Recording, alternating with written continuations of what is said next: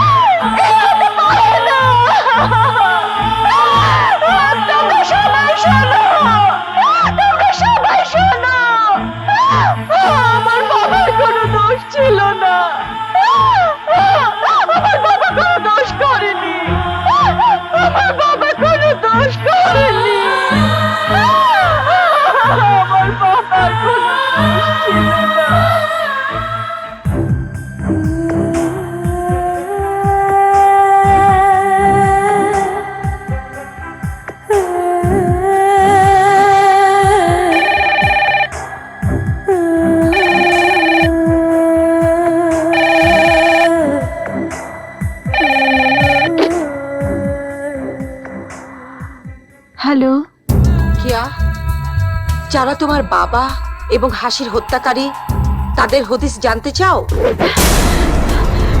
কে আপনি? তোমারই মতো একজন যে ওদের শাস্তি চায়। কোথায় আসতে হবে? 7/2 গুলশান। বলুন, কারা আমার বাবার হত্যাকারী? কাদের চক্রান্তে নির্মমভাবে খুন হয়েছে হাসি? আমরা তোমার বাবাকে চিকিৎসা আমি করেছিলাম লাড ভাইয়ের হুকুমে। হাসিরে সাইজ করছি আমরা। প্রথমে আমরা খুন করছে আপেল মাস্টার, কেসপিট বললো হাসি, আর ফাইসা গেল তোমার বাবা। আজ ভাইগ্রার আগ্রাসনে পড়বে তুমি। ফাইসা যাইব ইন্সপেক্টর রাকিব। আজকে কিন্তু প্রথমে আমি। কুত্তার বাচ্চারা, তোদের একটাকেও আজ আমি ছাড়বো না।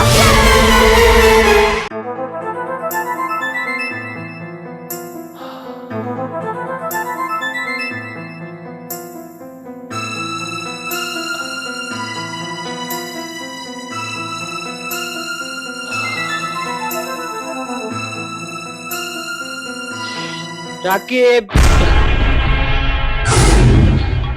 এই জঞ্জাল কেন এখানে টেনে নিয়ে এলি? মা, ওকে হাসপাতালে রাখা নিরাপদ নয়। এই মুহূর্তে এখান থেকে ওকে নিয়ে যা।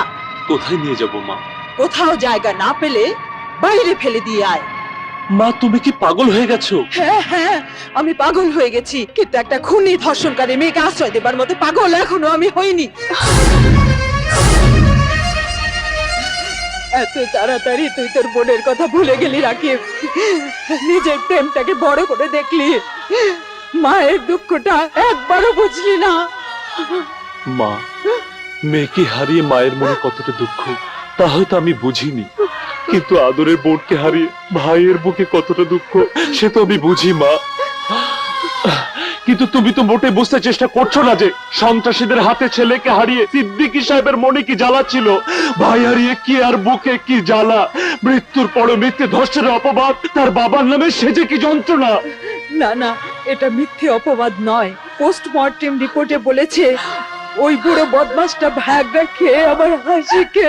100 ভাগ মিথ্যে। হাসির ধর্ষণকারী অন্য কেউ, যাকে সিদ্দিকী সাহেব চিনতেন। নইলে থেকে মেরে ফেলেছে কেন? গুলি পেছনে লেগেছে কেন? কেন কিয়ার উপরে আঘাত? কেন আজকে রক্তাক্ত ক্ষত বিক্ষত? বলো মা, বলো, জবাব দাও। রাকিব, তুমিও তো মা, কিন্তু একবারও কেন চিন্তা করছো না কে ছিল হাসির বান্ধবী? তোমার ছেলের ভালোবাসা। আসলে মেয়ে হারিয়ে তুমি অন্ধ হয়ে গেছো, পাষাণ হয়ে গেছো, পাষাণ হয়ে গেছো মা, পাষাণ হয়ে গেছো। হ্যাঁ রে বাবা, আমি পাষাণী হয়ে গিয়েছিলাম। নইলে কোনো বাকি পারে তার মেয়ের সাথে এমন নির্মম ব্যবহার মা। করতে? কি আমার প্রতি আমি অবিচার করেছি বাবা? চল বাবা, চল চলো মা। চল।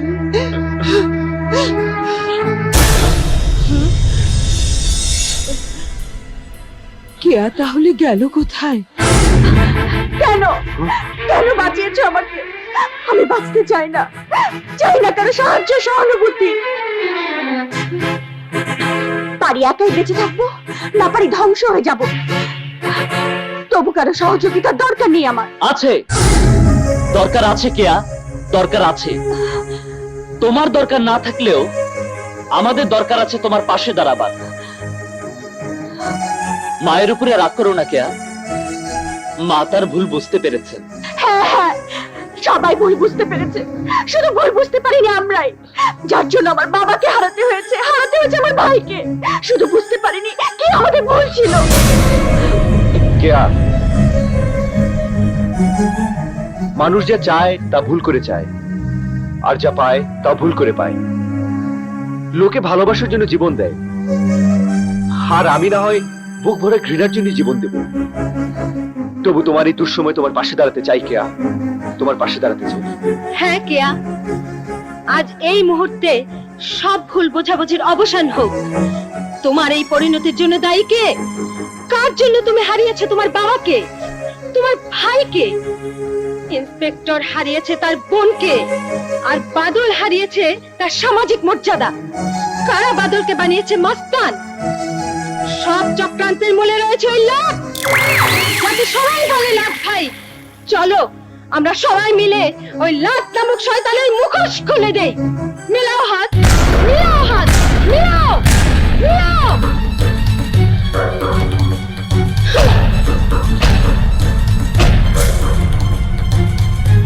আইচি ল্যাংটা জামু ল্যাংটা, কারো কাছে নাই ঠেকারে সেন্টিমেন্টার, এই দুনিয়ায় রইলাম একারে।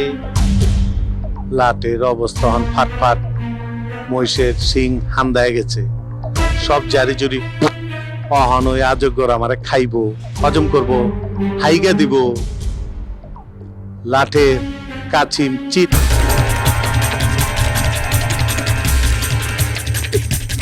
বস্তিতে সন্ত্রাস, লাট ভাইয়ের কালো হাত।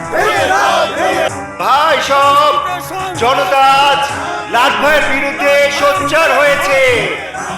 লর্ড ভাইয়ের চাঁদাবাজি বন্ধ করো, বন্ধ করো, লর্ড ভাইয়ের চাঁদাবাজি বন্ধ করো। ভাই সব আজ থেকে বস্তিতে বস্তিতে আমরা কোনো সন্ত্রাস হতে দেব না। লাট ভাইয়ের কালো হাত ভেঙে দাও, ঘুরিয়ে দাও। ভাই সব আজ থেকে লাট ভাই সন্ত্রাসীদের প্রতিহত করতে হবে। লর্ড ভাইয়ের চাঁদাবাজি কালো হাত ভেঙে দাও, ঘুরিয়ে দাও।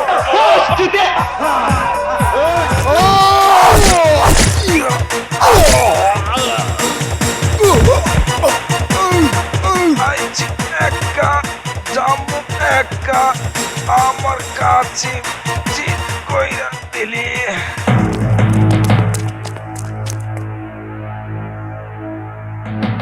সমাজ থেকে গডফাদারদের ধ্বংস করার লক্ষ্যে একসময় ইন্সপেক্টর রাকিব সহ বাদল, কেয়া আইনকে হাতে তুলে নিয়ে আইনের চোখে যে অপরাধ করে, মাননীয় উচ্চ আদালত সে অপরাধকে সহানুভূতির সাথে বিবেচনা করে আসামি রাকিব, বাদল ও কেয়াকে 5 বছরের সশ্রম কারাদণ্ডে দণ্ডিত করে।